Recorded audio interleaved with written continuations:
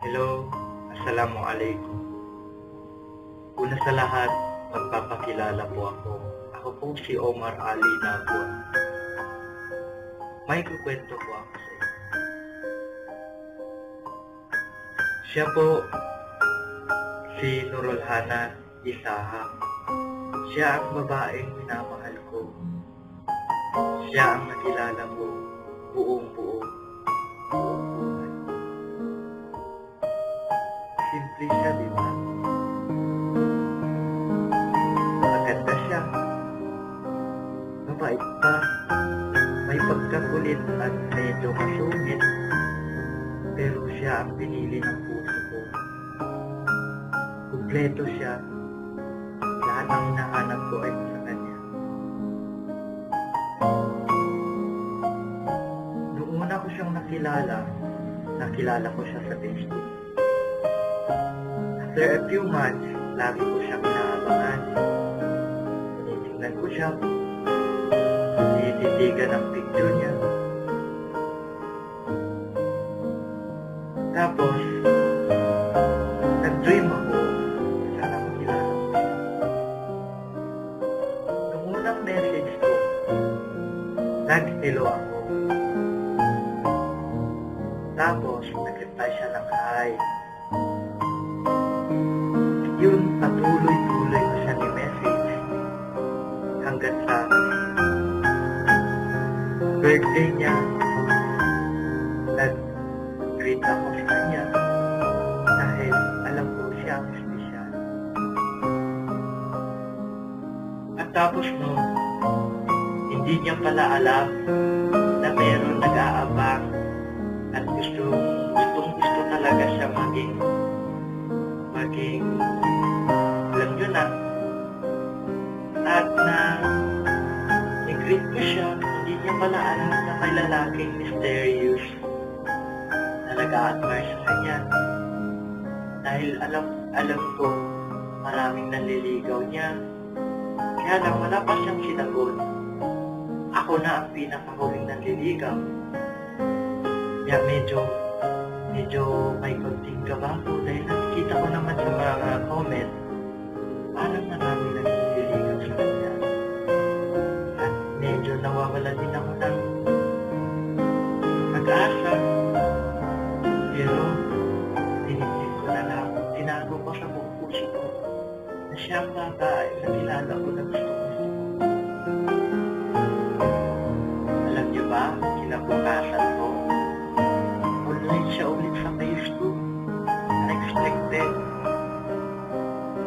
Natapos ko. Hindi na ako nagpaligoy-ligoy pa. Sinabi ko na ang lahat na gusto ko siya.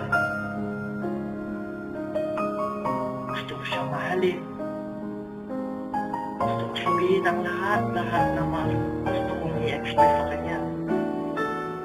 Tapos nang sinabi ko ang lahat, natahimik siya. Medyo may pag-asa. Medyo tagilid din naman. Pagkatapos po, naging online na naman siya ulit. Nag-message ko. Hanggang sa nakilala ko. Pangalan niya si Sharifa. Kilala daw niya ako. Siya yung kaibigan ng babaeng minamahal ko. Nagtanong ako ng detail. Agad-agad. Tapos, nalaman niya na wrong send pa ako nung araw. Natakot ako. Sabi ko, baka ma-turn off ang babaeng mamahalin ko. Dahil baka isipin niya marami akong ka-chat. Sabihin ko sa inyo ang totoo. Wala akong hilig sa pag-chat-chat. Pero nang nakilala ko siya, halos araw-araw online na ako. Doon na po ako nagsimula na manliligaw sa kanya. Hanggang sa nagkwentuhan kami tungkol sa mga jokes at ng kung ano-ano. Lagi na kami nag-message. nagkatampuan kami. Nahiya ako sa kanya. At hindi na ako nag-online halos isang buwan. Pero sa loob ng isang buwan na yun, inaabangan ko siya online. Pag nag-online siya, inuupo ko yung text. Nahihiya ako. Naglilip ako ng message. Naglilip din siya ng message. At nalaman ko sa kanya, inaabangan niya rin pala ako. Hinahanap-hanap dahil bigla akong naglago. Kinabukasan, dumating yung oras na medyo lucky ako. Nag-message kami. Parang hindi masyado, pero meron parang nararamdaman kami sa isa't isa na gusto namin makipagkita muna bago sabihin ang lahat.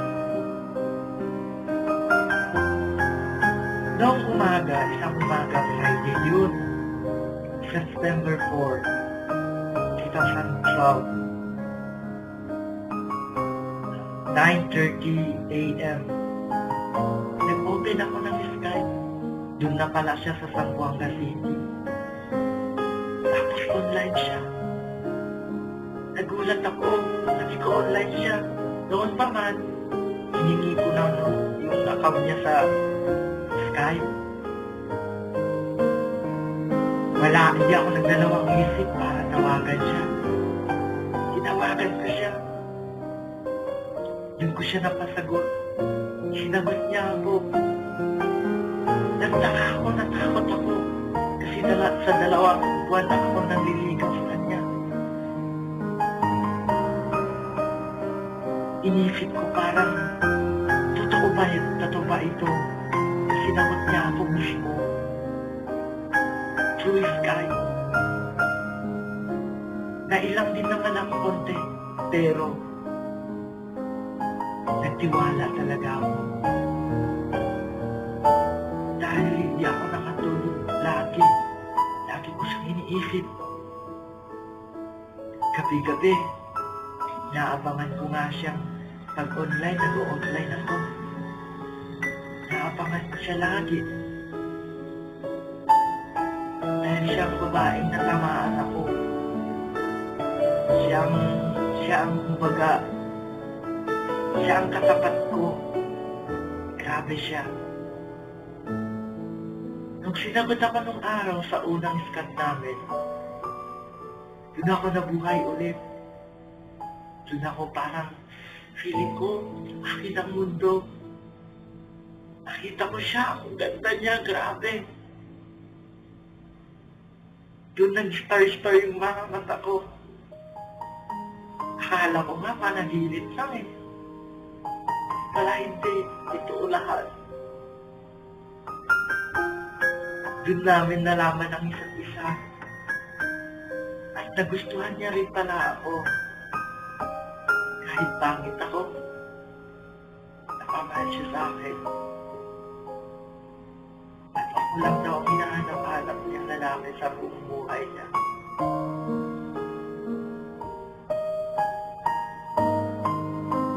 Sana patuloy-tuloy na to. At wala nang break, wala nang lahat.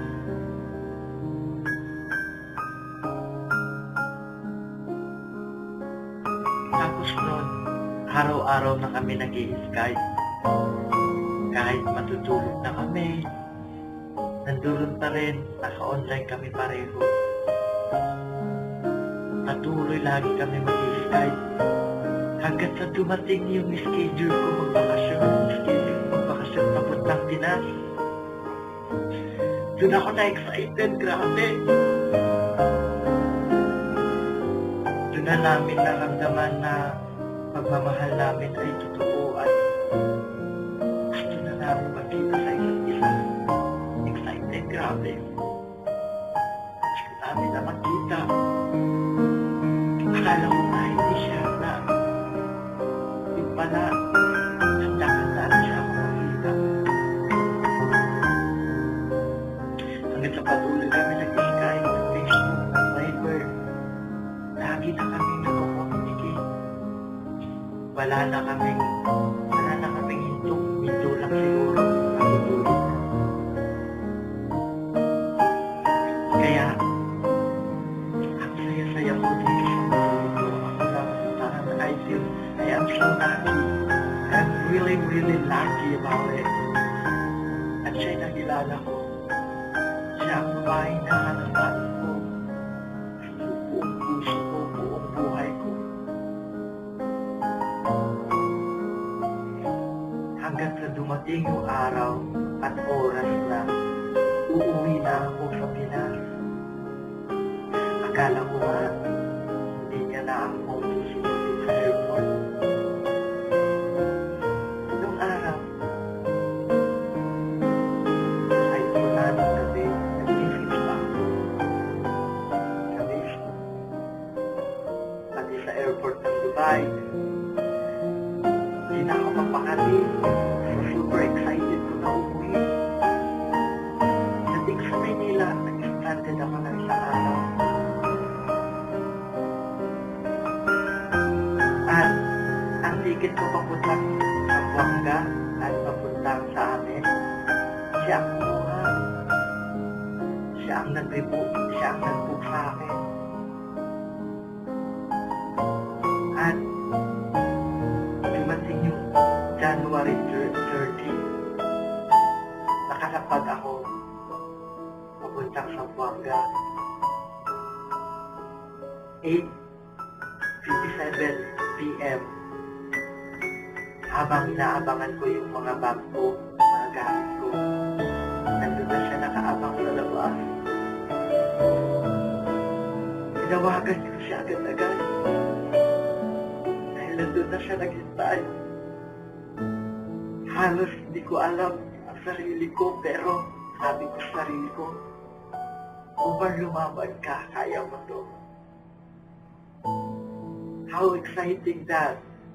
Na inaabangan ka ng mga babaeng minamahal mo at inaasam-asam mo ay susunod pa na sa'yo sa airport.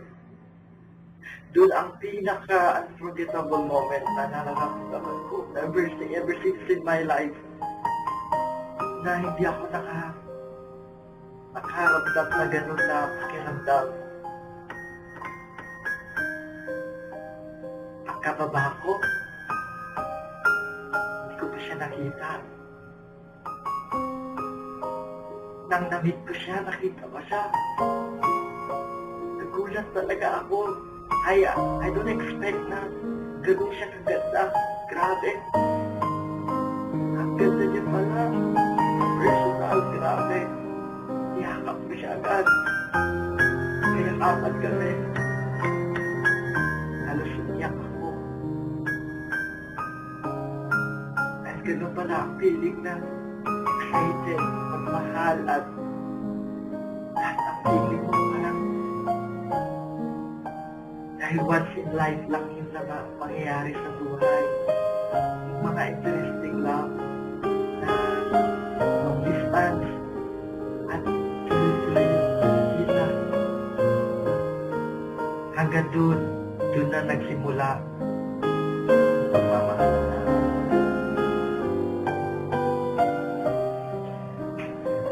Doon na nagsimula ang lahat na ganun pala pagmamahal ka ng totoo. Na nararamdaman mo ang lahat kung gaano ang care ng babae at ang care ng lalaki. Sa loob ng 2 buwan nagsama kami. Sa loob ng 2 buwan na hindi na sayang yung bakasyon ko. Dahil siya ang first na nakita ko sa airport. Hanggang sa nagsama na kami. Nag-enjoy kami kung saan-saan. Kung ano-anong enjoyment. Kasilan na mga kahit panglalong bata, mga swimming, lahat nagawa namin. At hindi na sayang ang lahat. July, nahatid niya na ako pagdating ng March 4. Nahatid niya na ako sa airport, sa Terminal 1. Doon na kami naghiwalay. Naghiwalay na kami sa airport na hindi na kami nakapagsama. Umiyak ako. Grabe, umiyak ako sa airport. Kasi parang hindi ko kaya siyang iwan. Umiyak din siya. Natakanta siya. Outside ko is 12 a.m. ng umaga. Kahit hanggang sa nasa taas na ako ng airplane, tawag siya ng tawag. Iyakan kami. Yun ang moment na grabe, umiyak talaga ako. Katapos, dumating na ako ng Dubai.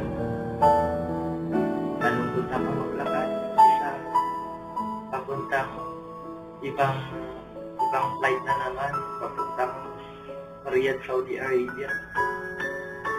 Pagdating ko ng Saudi Arabia, sinabi ko sa kanya, tawag ako agad. Hanggang sa dumating na ako sa accommodation ko.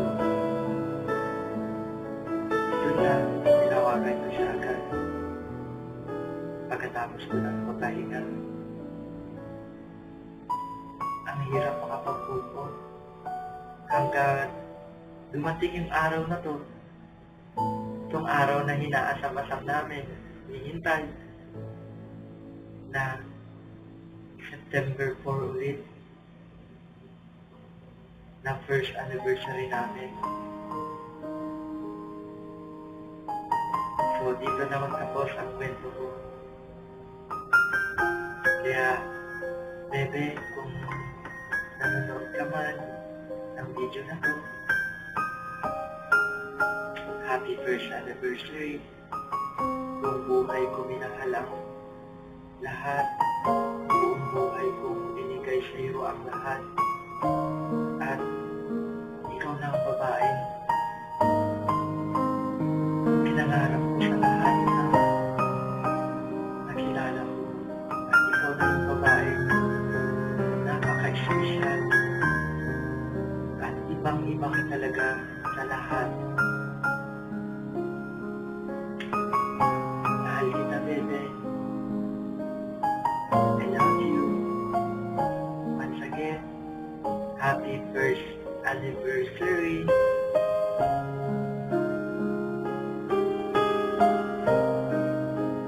At sana, bebe, lagi mo tandaan, nandirito lang ako sa tabi mo para suportahan ka sa lahat ng gusto mo.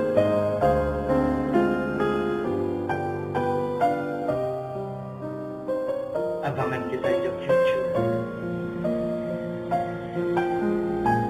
Sana Allah knows na tayo ay tayo. Love you. Sana din sa lahat ng mga tapuan natin, kung meron na tayo nagkakamali sa isa't isa minsan, sana lagi natin patawarin ang isa't isa. Dahil ito ang love. May tampuan, may kasiyahan, at lahat din gagawin ko para sa iyo. Ayaw kitang mawala sa buhay ko.